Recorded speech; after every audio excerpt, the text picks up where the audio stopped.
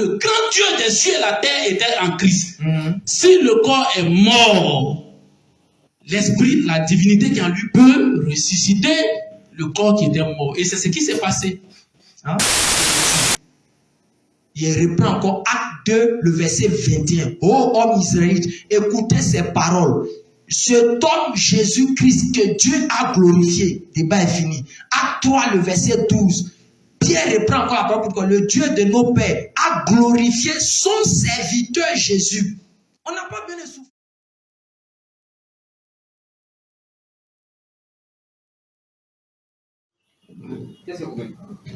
Donc, si ce soir nous sommes là, c'est pour vraiment essayer de faire comprendre nos frères musulmans. Voilà, je dis mes frères parce que entre nous les hommes que Dieu a créés, il n'y a pas vraiment de différence. Hein? Voilà, mais chacun a sa religion, chacun a sa croyance. Et ça, on ne peut enlever cela. Donc, chacun a sa croyance. Donc, mon frère Lopez et moi, ce soir, tout à l'heure, ça va se savoir dans les passages et nous allons donner vraiment un enseignement. Voilà, depuis la Genèse jusqu'à l'Apocalypse. Et Jésus, qui est-il réellement? 100% homme et aussi 100% Dieu. Voilà, et bibliquement, ça s'explique. Et nous allons démontrer cela par la grâce de Dieu. Tout à l'heure, ça va se savoir. Restez connectés et dépassionnons surtout le débat. Arrêtons les injures. Si c'est pour les injures, je ne serai pas là. Voilà, voilà. Et tout à l'heure, nous allons démontrer que Jésus est Dieu parce que c'est lui qui ôte les péchés du monde. Voilà. Donc, tout à l'heure, dans le développement, nous allons éclaircir. Voilà, c'est ce que j'ai à dire pour le moment. Que Dieu nous bénisse, que la gloire revienne à Jésus, le seul vrai Dieu, le Maître suprême des cieux et de la terre. À part lui, il n'y a personne. Voilà. Amen. Shalom. Voilà, ça continue devant. Vas-y. Ok, tu viens de développement. Je le signifiais. Hein. J'ai dit, moi, honnêtement, mais j'aimerais que le frère Cyril donne les versets parlant. C'est pas mieux qu'on reste sur ça maintenant. C'est pas celui qui fait débat. Toujours, j'écolle son nom, le frère Haché. J'ai dit, j'aimerais qu'il donne les versets qui parlent de la divinité de Jésus. Pour qu'on puisse traiter ça. Parce que vous savez, le débat de Jésus est Dieu, Jésus est Dieu. Il faudrait que vous sachiez que dans la Bible, tous les hommes sont considérés comme Dieu. La Bible a été claire dessus. Où Dieu dit quoi? Oh, vous êtes des dieux. Cependant, vous mourrez comme des hommes. Question à se poser. Pourquoi cela signe Dieu dit?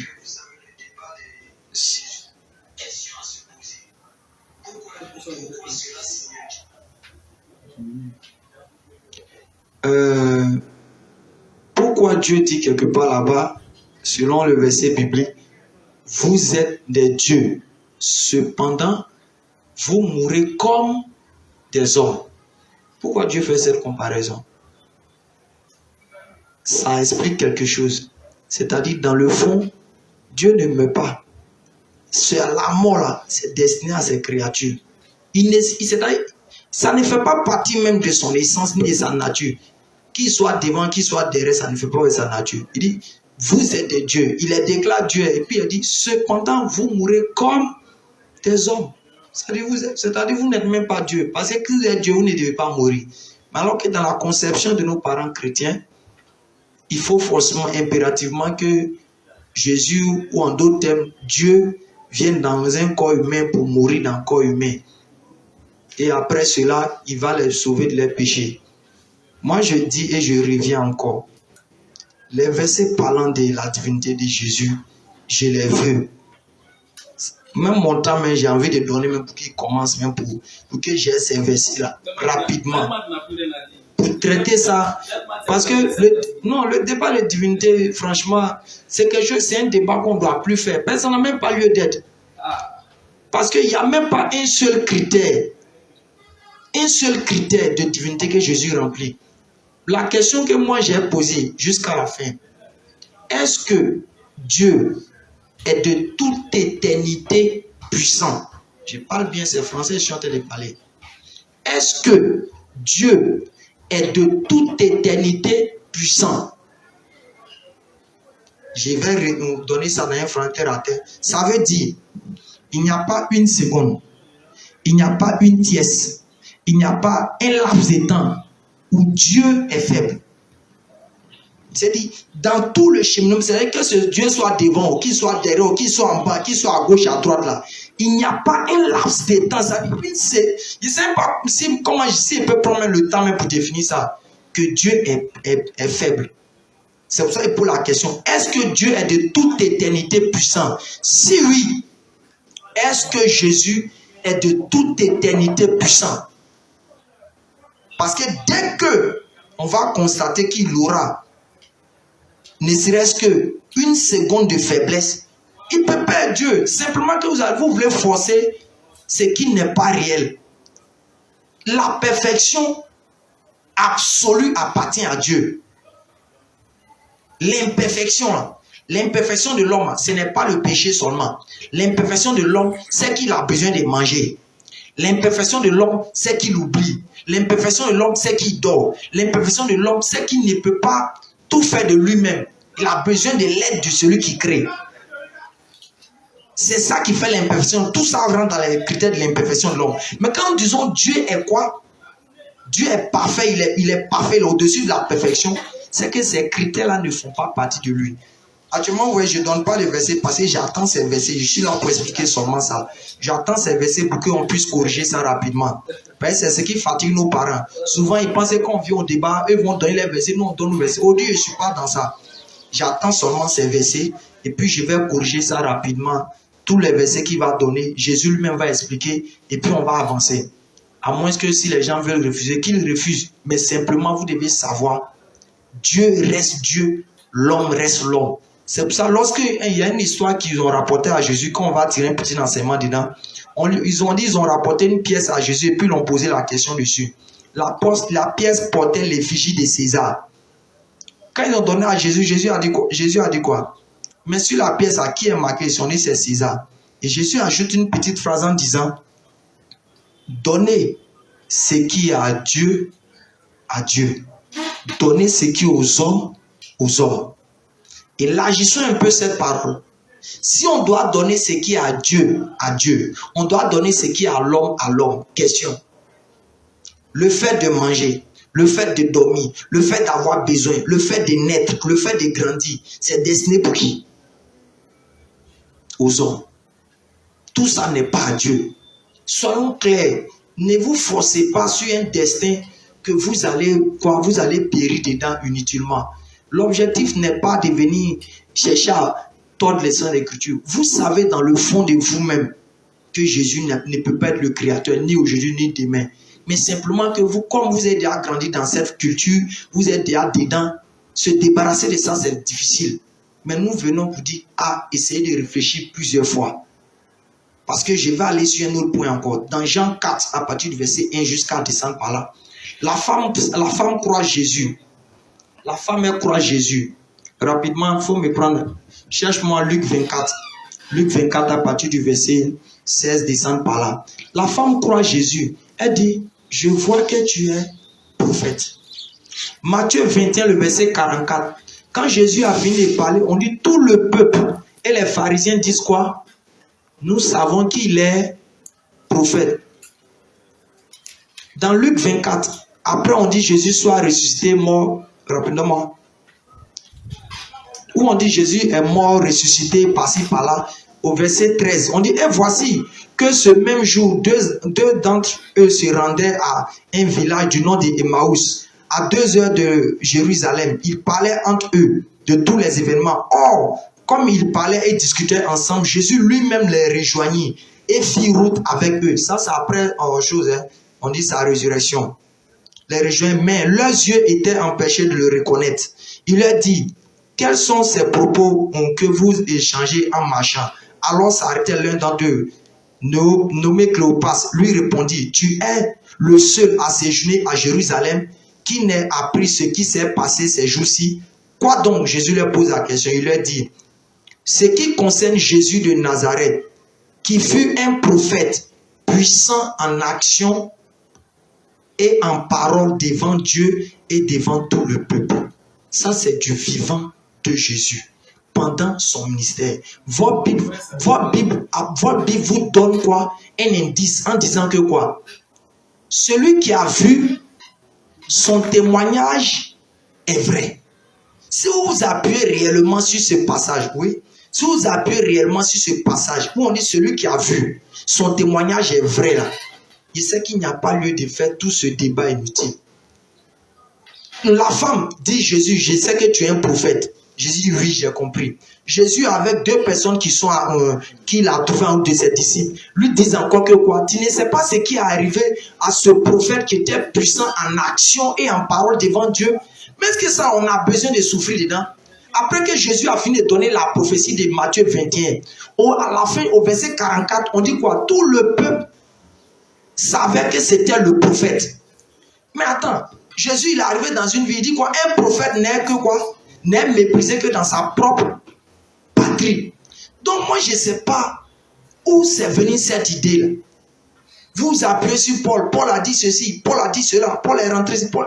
Oui, mais Jésus lui-même, il n'était pas là devant vous pour parler. Et j'ai dit, il n'y a pas une seule parole dans toute la Bible, je dis bien toute la Bible, où Jésus parlant lui-même des soi-disant des propos qui peuvent prêter à l'interprétation de Dieu sans que Jésus n'explique. Ça, c'est un défi que je mets. Je dis bien tous les versets qu'il va donner, où on dit Jésus se fait Dieu façon là. Jésus a toujours expliqué. Seulement que nos parents refusent d'accepter et ils préfèrent aller s'accrocher dans ce qui ne sied pas. Donc, pour dire, chers frères et sœurs, j'attends tes versets pour qu'on puisse vraiment les décortiquer ici, pour que tout le monde puisse être satisfait. Sur ce, on se pardonne, il n'y a pas lieu de parler. Quand l'inspiration commence, on peut parler le ton, mais il n'y a rien derrière. C'est la famille, c'est l'amitié. Ok, shalom et salam alaikum. Donc, frère Cyril, 10 minutes. Frère Chine. Tu dis frère Cyril, après, mais l'air de m'avait passé. Vous allez chercher le Cyril, il va venir. Gloire à Jésus. Amen. Gloire à Jésus. Père, je bénis ton nom encore. Ça me fait beaucoup rire, avoir vraiment l'intervention de mon frère. Ben, si Jésus n'est pas Dieu, c'est que c'est la Bible. C'est que, pourquoi les chrétiens alors? C'est la question que les musulmans doivent se poser. Si Jésus n'est pas Dieu, pourquoi la Bible existe? Pourquoi aussi il y a les chrétiens? Parce que le prophète de l'Islam est venu trouver les chrétiens. Et je pense que Allah même dans le Coran s'est adressé aux chrétiens. Ça veut dire qu'il sait qu'il y a un document qui était là avant le Coran. Or, le christianisme se repose sur la divinité de Christ. Voilà. Mais, comme je le disais tout à l'heure, je ne viens pas vraiment pour me faire voir ou essayer de défendre quoi que ce soit. Mais je suis là vraiment. Je suis là ce soir vraiment pour donner un enseignement à nos frères musulmans qui sont là et ceux même qui sont déjà en ligne. Voilà. On peut donner la vérité, mais si tu ne veux pas accepter, si tu ne veux pas croire, on ne pourra pas t'obliger. Voilà. Et vraiment, je demande vraiment pardon à tous les musulmans du monde entier et à tous les débatteurs musulmans. Quand vous parlez, arrêtez de dire, vous les chrétiens vous dites. Non, c'est la Bible qui dit. C'est pas le chrétien qui dit, mais le chrétien interprète et lit à la fois basé sur la Bible. Voilà, donc un chrétien n'a pas écrit, c'est-à-dire qu'un chrétien de cette ère-là n'a pas écrit la Bible. Ce sont les premiers chrétiens qui ont écrit la Bible.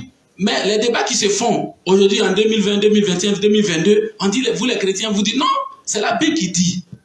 Ce n'est pas nous qui disons. Donc moi, l'évangéliste Achille, je ne vais pas inventer un passage où je vais écrire notre Bible, mais je vais toujours utiliser cette Bible. Parce que vous lisez les versets, mais vous ne comprenez pas. C'est ça qui est le problème. Voilà. Et je dis toujours que le musulman est très mal placé pour enseigner la Bible aux chrétiens, mais c'est très absurde. Toi, ta femme qui est à la maison, tu es mieux placé pour la connaître, tu es mieux placé pour la chérir, tu sais ce que tu as vu en elle et puis tu l'as épousée. Maintenant, le voisin d'à côté lui vient et dit non, ta femme n'est pas bonne, elle n'est pas ceci, elle est cela. Mais ça fait trop rire. Frère, toi-même, quand tu parles là, tu comprends comment. Ça fait trop rire, tu es musulman, tu as choisi ton camp. Tu dis non, chrétien dit, chrétien voit comme non, c'est la Bible qui dit. Et nous avons foi en la Bible, nous disons amen à la Bible. Voilà, donc ne te presse pas, vous serez servis. Voilà, tranquille quoi. Amen. Donc je disais, nous sommes là pour donner un enseignement concernant la personne de Jésus. Et d'autres personnes le prennent comme un prophète simple, d'autres personnes disent c'est un homme, d'autres personnes disent ceci, d'autres personnes disent cela. Ça n'engage que eux. Voilà, mais ce soir nous allons donner un enseignement concernant Jésus, 100% homme et 100% Dieu. Et c'est dans la Bible, ce n'est pas inventé. Voilà, c'est dans la Bible. Donc très rapidement, d'abord, à la base, Dieu est esprit. Dieu, on ne le voit pas. Mais quand il se manifeste, on peut le voir. Dieu est tout puissant. Dieu peut prendre n'importe quelle forme. Dieu peut faire ce qu'il veut. Dieu peut se transformer. Dieu peut faire tout ce qu'il veut. Tout pouvoir lui appartient. Mais pourquoi les frères musulmans refusent que Dieu peut prendre une forme humaine? Ça là quand même, au CP1 là, ou bien au CP2 là, un enfant là, il sait que son papa, il se dit que son papa peut tout. Son papa a l'argent, son papa peut tout faire.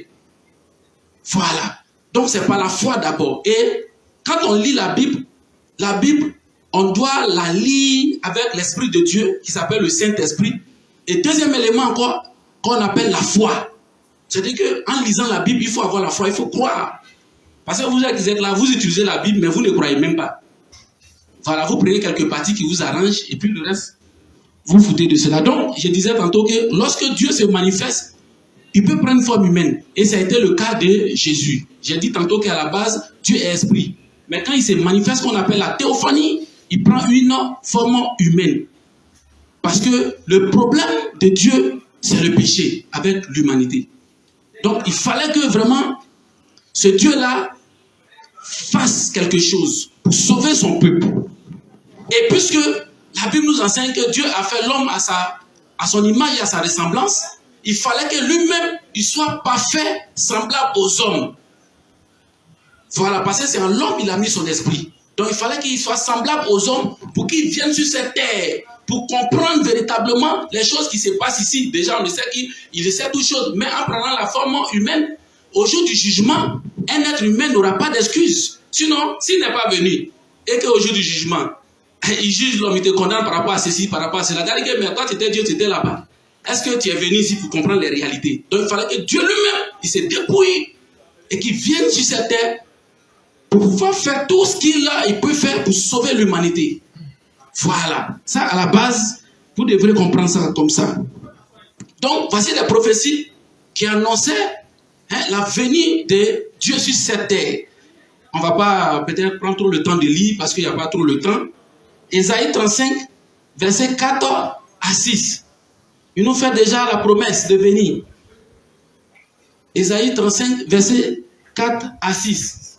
Il nous fait la promesse de venir. Ésaïe 7, 14. Ésaïe 40, versets 10 à 11.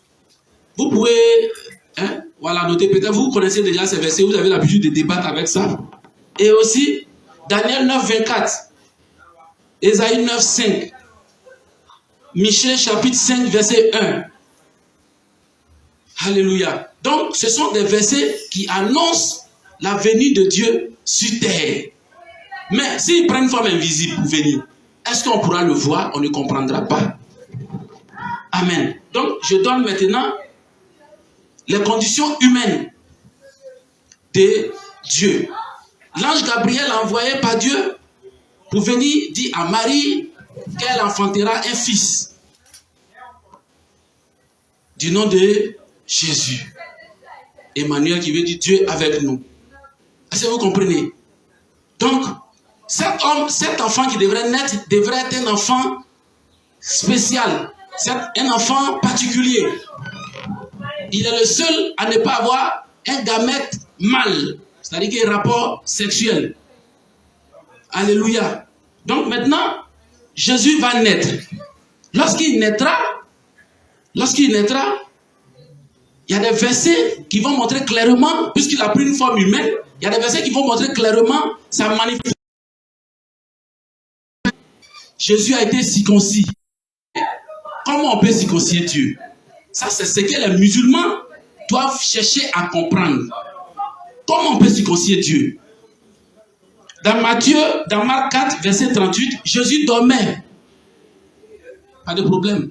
Déjà 8 minutes, dans les prochaines 10 minutes, je vais me rattraper. Jésus dormait. Dans Marc 4, 38. Dans Marc 11, verset 12 à 13, Jésus ne connaît pas les temps des saisons. Dans Luc 22, verset 39 à 44, Jésus a peur de l'agonie. Il refusait pour aller à la croix. Il a dit, Père, que ta volonté soit faite. Dans Matthieu 4, à partir du verset 1 et suite, on voit Jésus qui s'est fait tenter. Est-ce que Dieu peut être tenté? Dans Matthieu 26, on voit là-bas, Jésus pria.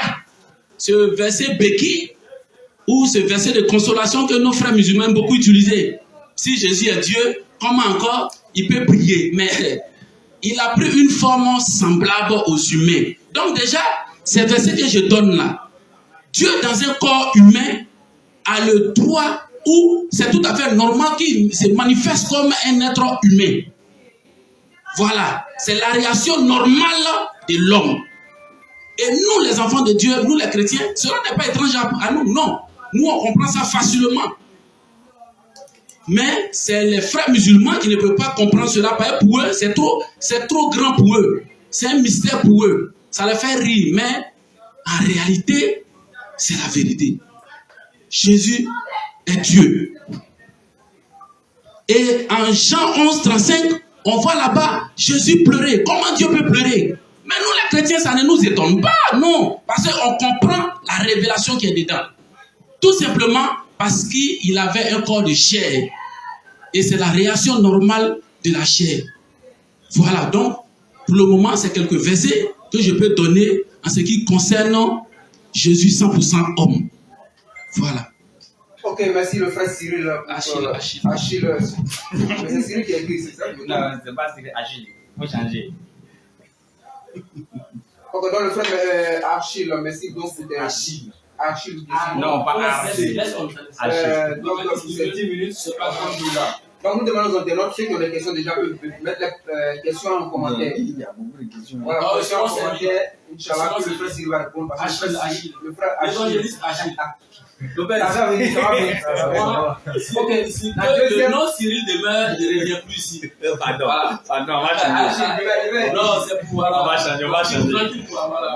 Ok, deuxième pas de 10 minutes. Mais tu m'as déjà bouffé déjà 10 secondes, c'est pas grave.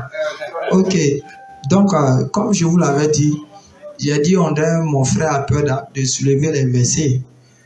Ouais, il a fait pratiquement 6 minutes en train de parler de tout et de rien à la fois.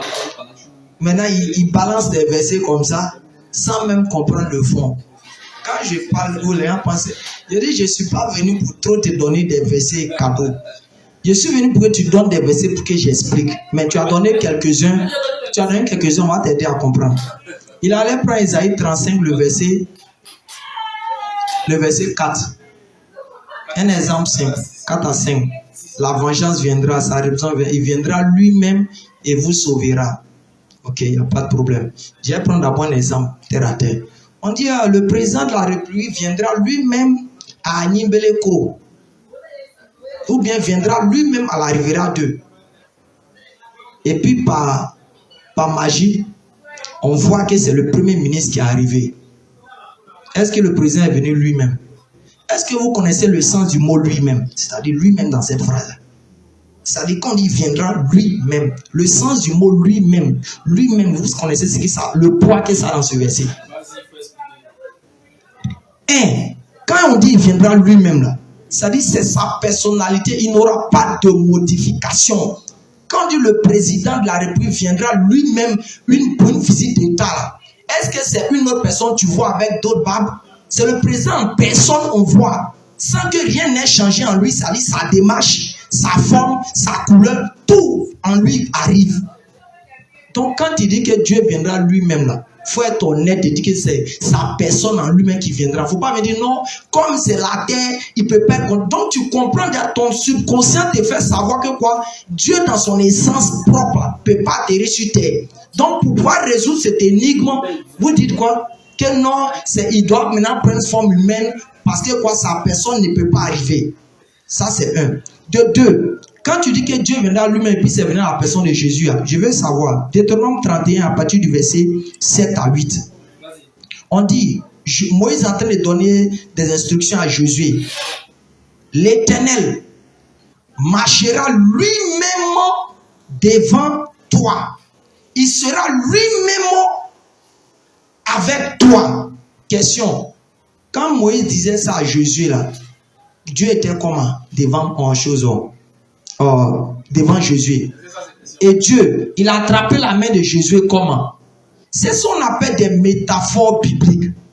On appelle ça des métaphores bibliques. Tu allais prendre Isaïe 9,5, mais ça fait pitié. Le verset dit quelque chose. On dit quoi, Isaïe 9,5? On dit chose. On dit chose. Un enfant nous est donné. Question. Est-ce qu'ils ont dit un enfant s'est donné?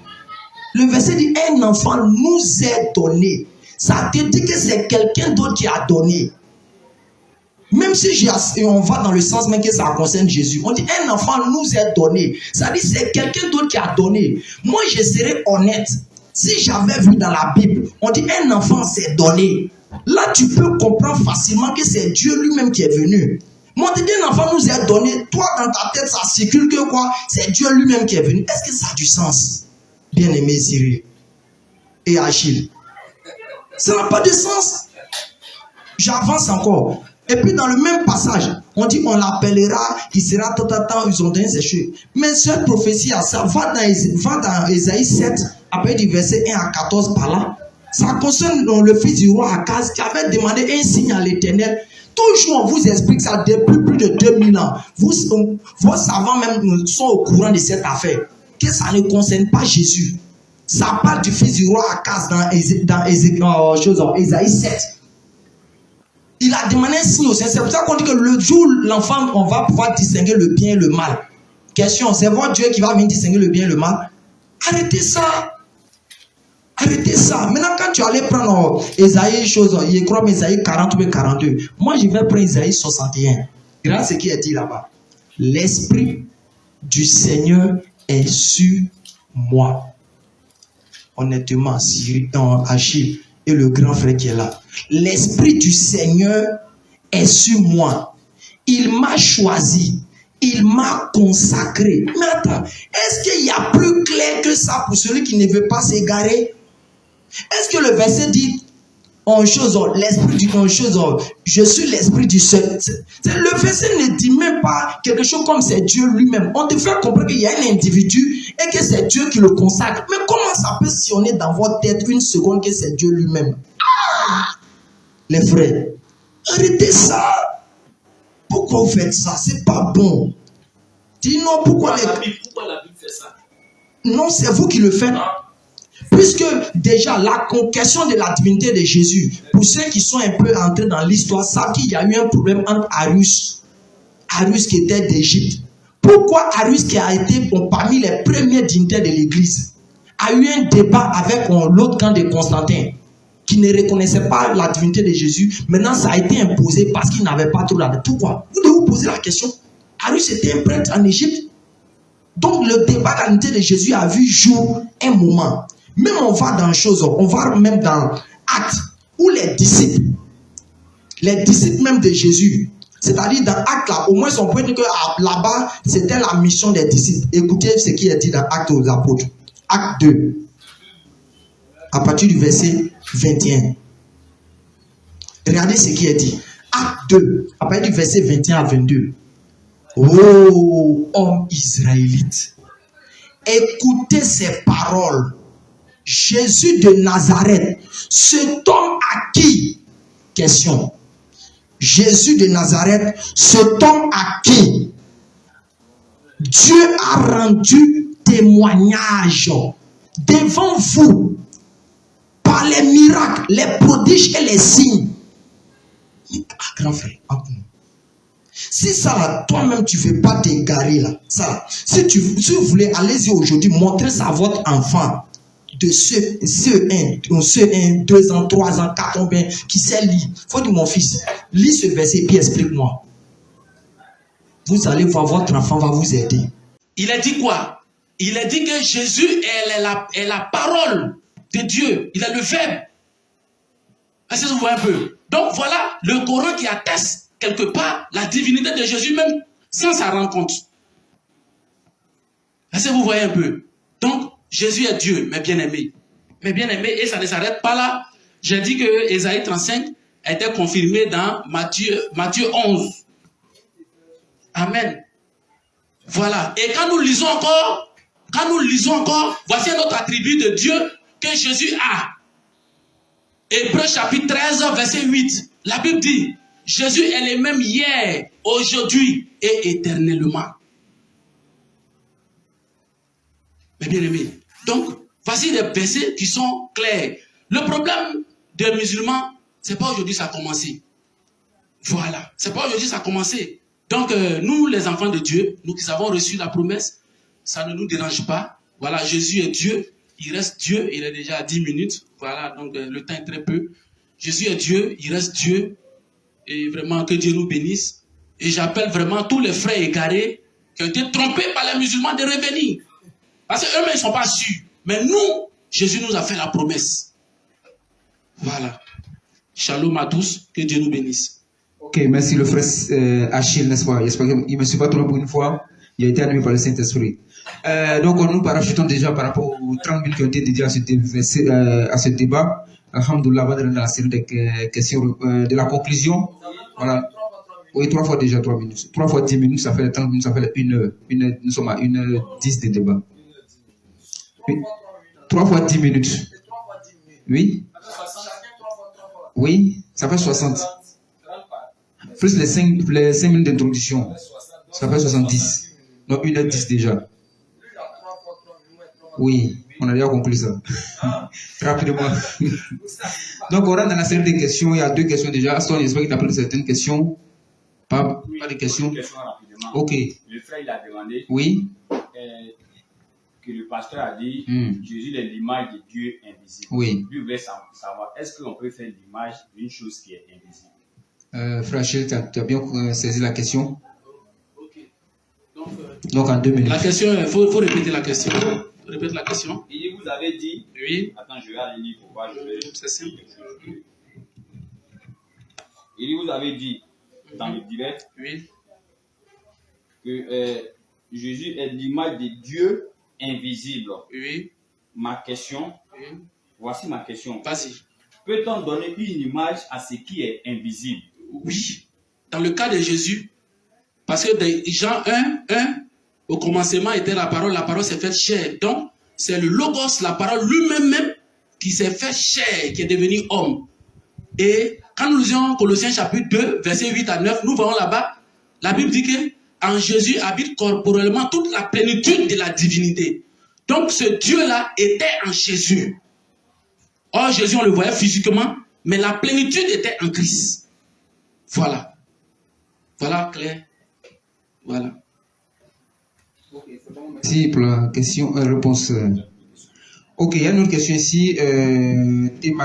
Mahadi Sissoko dit, si Jésus est le Père, qui est le Fils? Ça, c'est le premier volet de sa question.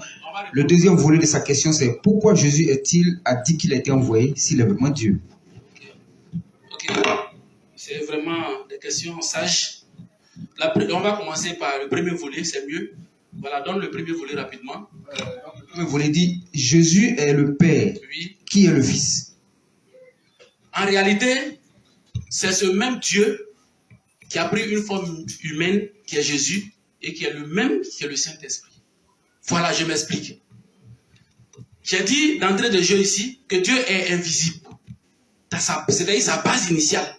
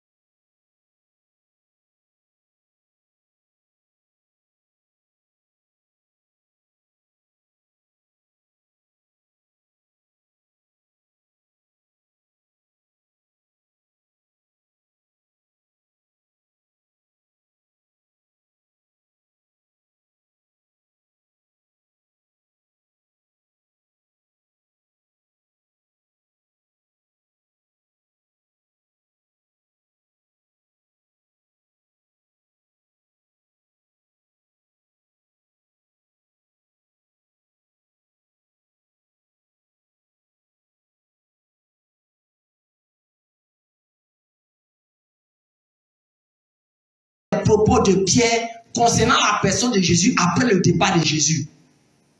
Il reprend encore Acte 2, le verset 21. Ô homme israélite, écoutez ces paroles. Cet homme Jésus-Christ que Dieu a glorifié. Débat est fini. Acte 3, le verset 12. Pierre reprend encore la parole pour que le Dieu de nos pères a glorifié son serviteur Jésus. On n'a pas besoin de souffrir de ça en chose. 1 Corinthiens 15, après du verset 27. On dit Dieu qui a tout soumis au Fils. Vous devez savoir que quoi, le Dieu qui l'a soumis n'est pas dedans. Mais au dernier jour, même le Fils sera soumis à celui qui lui a soumis toutes choses. On n'a pas pu le pleurer dans ça. Jean 17, le verset 3. Jésus a dit, oh, la vie éternelle, c'est qu'ils te connaissent. Toi, le seul vrai Dieu, est celui que tu as envoyé, Jésus-Christ. Il n'y a rien à dire. Quand quelqu'un te dit le seul vrai Dieu, il n'y a pas de débat. On va encore dans Marc 13, le verset 19. Jésus dit quoi? La détresse sera en ces jours qu'il n'y en aura pas. Depuis le commencement du monde que Dieu a créé. Matthieu 19, le verset 4, Jésus reprend encore la parole pour dire quoi? Au commencement, le Créateur, c'est l'article défini, qui définit qui? Le Créateur des cieux et de la terre. N'a pas dit moi le Créateur, dit le Créateur a fait quoi? Les cieux, et le Créateur a fait l'homme et la femme. Tu viens encore dans Marc 10, verset 6 à 9, Jésus est clair là-bas. Maintenant, quand tu vas dans l'Ancien Testament, il a voulu se blaguer avec certaines choses, pour que Jésus a les attributs de Dieu. Psaume 121, le verset 4 à 3. Le Dieu d'Israël qui te garde ne dort pas, ne sommeille pas, ne se fatigue pas. Donne-moi cet attribut de Jésus dans le Nouveau Testament, où Jésus ne se fatiguait pas, ne dormait pas. C'est clair. Je vous dis, chère famille, on ne va pas trop aller loin pour dire, Dieu ne peut pas se transformer en humain. Le frère a posé une question intelligente ici. Est-ce qu'on devient Dieu? Il n'a pas pu répondre. Tout le monde est unanime dedans. Il a commencé à dire non, c'est le fourreau, il a mis au monde. C'est quelque chose qui n'a même pas de sens, il est en train de dire. Mais ce n'est pas grave. Chacun sait où c'est arrivé, mais pour lui, il n'y a pas lieu de parler. On peut être fort dans les propos, mais après cela, c'est la famille, on va se saluer, on va se dire ce qu'il y a lieu d'être. Chacun a vu ce qu'il en est. On avait programmé, on avait parlé de 2 débats. On a parlé de la divinité. Peut-être on va faire sur le salut là, à Bobo là-bas, Inch'Allah, mais néanmoins, chacun a sa réponse sur ce. Que Dieu bénisse la Côte d'Ivoire, qu'il nous pardonne et qu'il fasse en sorte que nos parents puissent revenir dans le droit chemin. Parce qu'actuellement, les gars souffrent. Marie a accouché qui? C'est la question qui demeure. Sur ce, salam alaikum. Merci frère, merci. Rachid. Ok, vraiment, je bénis le nom du Seigneur Jésus, le Dieu Tout-Puissant, le Roi des Rois, le Seigneur des Seigneurs, l'Alpha, l'Oméga, le Saint des Saints, le commencement de toutes choses, le Dieu véritable, le Maître suprême des cieux et la terre, à lui seul la gloire au siècle des siècles. Mon co-débatteur, je constate qu'il n'avait rien préparé. Voilà, il attendait seulement que je cite des versets pour répondre là-dessus. En réalité, c'est juste un distracteur, c'est juste un contradicteur. Voilà, parce qu'il n'avait pas vraiment une méthode, il n'avait pas une méthodologie à lui. Et moi, vous avez vu que j'ai commencé dès le commencement, dans l'introduction, à donner des passages qui avaient déjà annoncé la venue de Dieu lui-même, des passages. Et dans le grand 1, j'ai montré Jésus 100% homme. Et j'ai donné des passages bibliques ici qui devraient montrer comment il devrait aussi se comporter parce qu'il avait pris une forme humaine. Donc, si on a compris cet enseignement, vous n'allez pas vous poser encore beaucoup de questions. Le christianisme ou la religion ou Jésus-Christ, où le christianisme est une religion véritablement très simple et la seule vraiment religion qui doit nous donner le salut, c'est Jésus. Voilà, parce que quand on dit christianisme, ça veut dire l'idéologie de Christ. C'est que Christ a enseigné la doctrine de Christ. Et c'est ça qui nous donne le salut. Il n'y a pas ailleurs. Il n'y a pas ailleurs. Si on peut comprendre que Dieu est venu, il a pris une forme humaine, il aura forcément des manifestations humaines. Voilà. Si on a compris cela, c'est fini. Et dans le grand 2, la deuxième partie, j'ai développé Jésus-Christ 100% Dieu. Voilà. Et j'ai donné des passages bibliques, voilà, qui attestent sa divinité, les attributs, et tout ça et tout. Voilà. Donc, et nous pouvons conclure par là que Jésus-Christ est Dieu et il reste Dieu. Et quand nous prenons 1 Timothée chapitre 2, verset 5, il dit qu'il y a un seul Dieu et il y a un seul médiateur entre Dieu et les hommes, à savoir Jésus-Christ homme. Pourquoi homme ajouté dessus? Parce que le sacrifice qu'il a fait à la croix était physique, on voyait. Voilà, et j'ai dit aussi dans le développement, c'est qu'on doit retenir, c'est des grandes lignes que je retrace, c'est qu'on doit retenir, c'est que Jésus est venu dans ce monde, pas pour venir dire encore il est Dieu, venir montrer qu'il est Dieu. Non, parce que dans l'Ancien Testament, il avait déjà fait là-bas. Il avait déjà fait là-bas, et dans le Nouveau Testament, c'est le Logos, c'est le Verbe qui a pris une forme humaine, il s'est manifesté, c'est ce qu'on appelle la théophanie, donc il n'avait plus encore besoin de venir dire qu'il est Dieu. En ce moment, il allait venir encore recréer les choses, il allait venir encore créer notre soleil, notre lune, notre terre, mais il avait déjà fait cela dans l'Ancien Testament, il ne devrait pas encore venir, encore sur les mêmes choses, il était venu seulement pour le péché. C'est à cause du péché que Jésus est venu dans ce monde.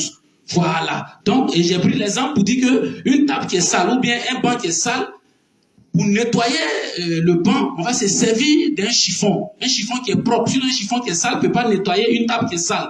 Donc, on va prendre un chiffon qui est propre pour nettoyer une table qui est sale et la saleté va rester dans le chiffon. Et la table sera propre. Voilà pourquoi Jésus, Dieu prenant une forme humaine en la personne de Jésus, venant maintenant dans le monde, se faisant homme pour maintenant prendre le péché. Voilà pourquoi nous sommes sauvés par la grâce. Et c'est différent de la doctrine de l'islam. Voilà donc, chers internautes, c'est ce que j'ai dit. Voilà donc, excusez-nous, je peux le comprendre. Il y a le carême qui chauffe un peu en bas, et il y a lui-même son tempérament normal. En tant que Lopez lui-même, il y a sa nature qui peut aussi le rattraper. Voilà, mais toujours est-il que c'est mon petit frère. Voilà, c'est mon frère. Voilà, et on est ensemble. Et tout le groupe Nourdi Diama, que Dieu vous bénisse. Voilà, ce que vous faites, c'est bon dans le sens de l'islam, c'est tout. Sinon, nous les chrétiens, ça ne nous édifie en rien. Mais ce que vous faites, ça aide vos frères musulmans. C'est tout. Voilà, donc vraiment, vous avez mon bravo pour vraiment... Lui, il a quitté jusqu'à... Comment si vous venez jusqu'à Viradu, c'est très loin, un peu. Donc, vraiment, shalom à toi. Et puis vraiment, merci à tout le monde. Voilà, mais nous retenons que Jésus est Dieu, il reste Dieu et Dieu. Shalom à tous. Ok, shalom, shalom, alhamdulillah. Nous parachutons donc, nous sommes carrément à la fin de ce débat-là. Voilà, tout ce qu'on peut comprendre, c'est qu'il y a trois sujets qui divisent les musulmans et les chrétiens. La divinité de Jésus, le salut par Jésus, par Mohammed, et le dernier point, le frère a fini par parachuter par ce dernier point, que si le temps nous permet, nous aurons un débat dessus, c'est quoi? La rédemption par le sang de Jésus. C'est l'un des points de divergence entre l'islam et le christianisme. Et si nous revenons, Inch'Allah, si l'occasion nous est donnée, on va essayer de débattre ce sujet. Mais pendant ce temps, si dimanche n'est pas la fête, on va se retrouver dimanche à Bobo avec le frère Achille pour le débat sur le salut de l'humanité, n'est-ce pas? Inch'Allah. Qu'Allah subhanahu wa ta'ala nous garde tous. Assalamu alaikum wa rahmatullahi wa barakatuh. Sans oublier que Nourdin Jama aura tout à l'heure la spéciale nuit du destin, Inch'Allah, au côté de Trècheville. Donc, on a été invité à Trècheville. Et si, en tout cas, les communautés de la technique sont réunies, nous aurons le direct, Inch'Allah. Assalamu alaikum. Oui, effectivement, aussi, nous avons eu une coupée d'électricité, oui, qui a dérangé un peu le bon déroulement, en tout cas, de l'émission. Voilà, on est ceci nous près de tout le monde. C'est quelque chose qui est indépendant de notre volonté, Inch'Allah. Sur ce, assalamu alaikum wa rahmatullahi wa barakatuh. Rendez-vous à 21h, Inch'Allah. Assalamu alaikum.